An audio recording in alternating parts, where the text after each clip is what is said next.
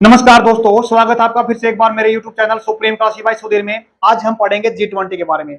इसकी पिछले महीने मीटिंग हुई सितंबर के अंदर, इसका क्या लोगो रहा है और इससे पहले जो मीटिंग हुई थी वो कहां पे हुई थी। कौन से इंपॉर्टेंट क्वेश्चन बन सकते हैं। हरियाणा का जो डी ग्रुप का एग्जाम होगा 21 और 22 अक्टूबर को, इसी महीने के अंदर कम ही टाइम रहेगा, इन चीजों को पढ़ लो। जो चीज एग्जाम के अंदर सीधे आ सकते हैं, आज हम उसके बारे में पढ़ेंगे। देखो, सबसे पहले तो हम पढ़ते हैं G20। G20 सब है क्या? ये ग्रुप ऑफ 20 देशों का है। क्या बोलेंगे? 20 यानी 20 देशों का क्या है, एक ग्रुप है। लेकिन इसको G20 किस लिए बोलते हैं? इसमें 19 तो देश पड़ते हैं, यानी 19 जो कंट्री हैं और एक इसके अंदर यूनियन है। तो क्या लिखा जाएगा इसको? जो अपने पास G20 समझ में आ, ग्रुप ऑफ 20 है, यानी इसके अंदर कितने 20 तो देश हैं, कंट्रीज हैं। अगर उसके बाद बात करते हैं, एक इसके अंदर यूनियन है जिसको हम यूरोपियन यूनियन के नाम से जानते हैं। लेकिन अभी अभी अपने इंडिया के अंदर इसका कौन सा 18वां सम्मेलन हुआ है।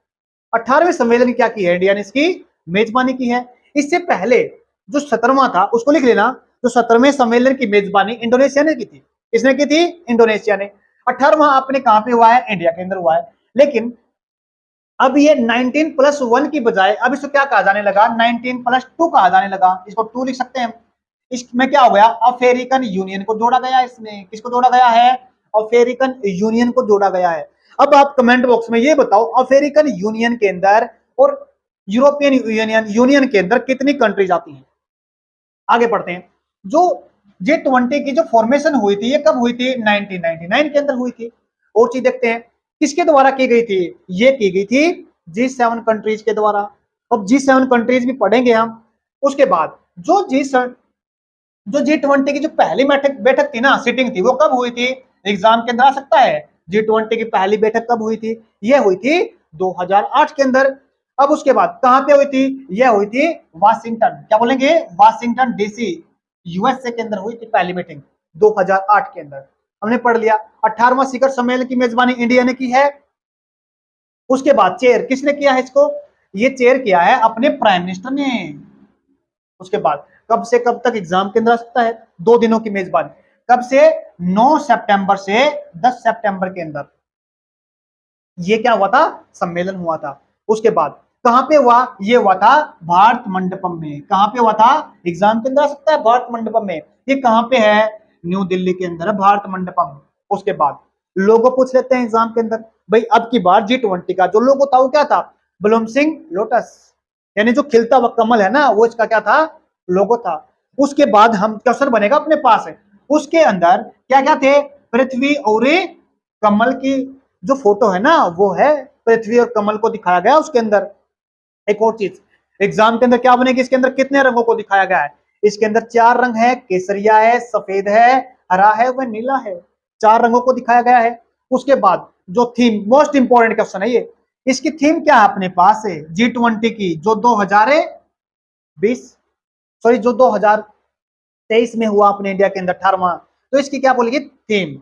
तो हमने थीम दी है इसको वसुधैव कुटुंबकम, यानी जो सारा का सारा विश्व हो ना, ये क्या है? एक परिवार की तरह है। तो क्या बोलेंगे? वसुधैव कुटुंबकम कहा गया है इसको। आगे देखो, इसका मतलब क्या होता है? इसका मतलब होता है सारा जो अपना अर्थ है ना, सारा विश्व एक परिवार की तरह है। तो इसको अगर खोल के देखा जाए, क्या बोलेंगे? One earth, one family and one future. अभी पीछे एग्जाम के अंदर क्वेश्चन बना था, एमटीएस के अंदर आया था ये, बड़े ध्यान से देख लेना। क्या बोला गया है? One earth, one family, one future. उम्मीद करता हूं समझ में आ गया। आगे देखो, अब देखो 2023 की मेजबानी हमने कर दी, 2024 की मेजबानी कौन करेगा? ब्राजील करेगा। उसके ठीक बाद में जो 20वां अधिवेशन होगा या फिर सम्मेलन होगा, कहां पे होगा? दक्षिणी अफ्रीका के अंदर होगा। यानी 2025 में कहां पे होगा? 2025 में होगा आपका साउथ अफ्रीका के अंदर। 2024 का होगा आपका ब्राजील के अंदर। उम्मीद करता हूं समझ में आ गया होगा।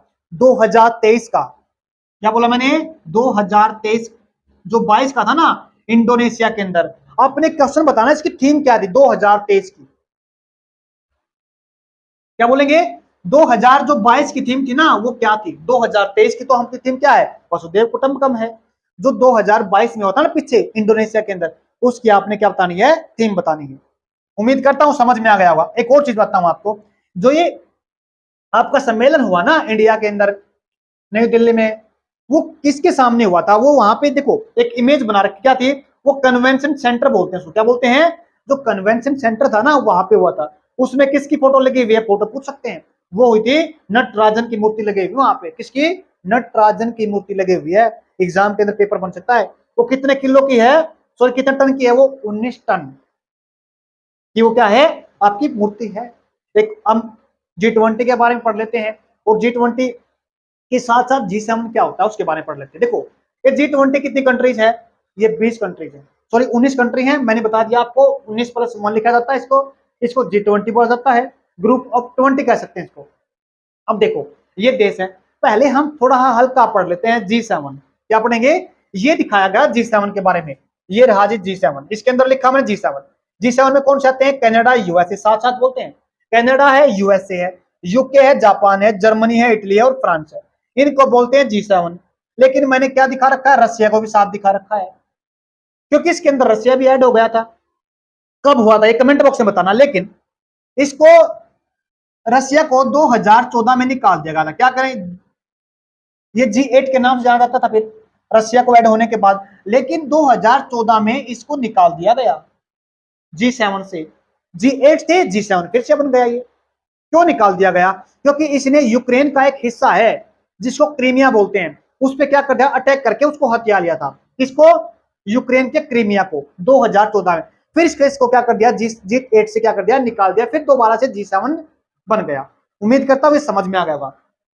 अब देखो अगर हम बात करते हैं G20 की, इसके अंदर कौन कौन से देश हैं? 7 तो G7 है, एक इसके अंदर रसिया है, और फिर अपने पास Argentina, Australia, Brazil, India, China, European Union, Indonesia, Mexico, Saudi Arabia, South Africa, South Korea. देखो 3 है साउथ वाले, Saudi Arabia, South Africa, Korea और तुर्की। और चीज पढ़ते हैं, अगर ये वर्ल्ड की जीडीपी रखता है ना, वो कितनी? 85% जीडीपी रखता है, पेपर में आ सकता है। और पॉपुलेशन की बात करें तो 2/3 पॉपुलेशन रखता है वर्ल्ड की। थोड़ा हल्का G7 के बारे में पढ़ लेते हैं। इसकी फॉर्मेशन कब हुई थी? 1975 के अंदर हुई थी। एग्जाम के अंदर बन जाता है। कब हुई थी? 1975 के अंदर हुई थी। जीडीपी कितनी है? 31%। जैसे जीडीपी रखता है कितनी? 85%, तो ये कितनी रखता है? 31%। पॉपुलेशन कितनी है? पॉपुलेशन 10% है। अगर मान लेते कार्बन एमिशन कितना करता है? ये कार्बन एमिशन कितनी कंट्रीज? G7 ये 7 कंट्रीज कितना एमिशन करते हैं कार्बन का? CO2 का 21% करती है। उम्मीद करता हूं समझ में आ गया। लेकिन एक क्वेश्चन और पूछता हूं आपसे, इसमें एक अभी जो अपने पास है ना, शेरपा एक वर्ड आता है। क्या आता है? शेरपा एक वर्ड आता है जिसको सारी की सारी जिम्मेदारी दी जाती है इसकी मेजबानी की, इसको होस्ट करने की। सारा का सारा जो कार्य बाहर होता है ना, वो किस पे होता है? एक इसमें पर्सन होता है जिसको शेरपा बोलते हैं। क्या बोलते हैं? शेरपा बोलते हैं। इंडिया का शेरपा कौन था? ये आपने कमेंट बॉक्स में जवाब देना, काफी इंपॉर्टेंट क्वेश्चन है। बड़े ध्यान से सारी चीजों को देख लेना, एग्जाम के अंदर आएगा इसमें से। आज के लिए इतना ही, धन्यवाद।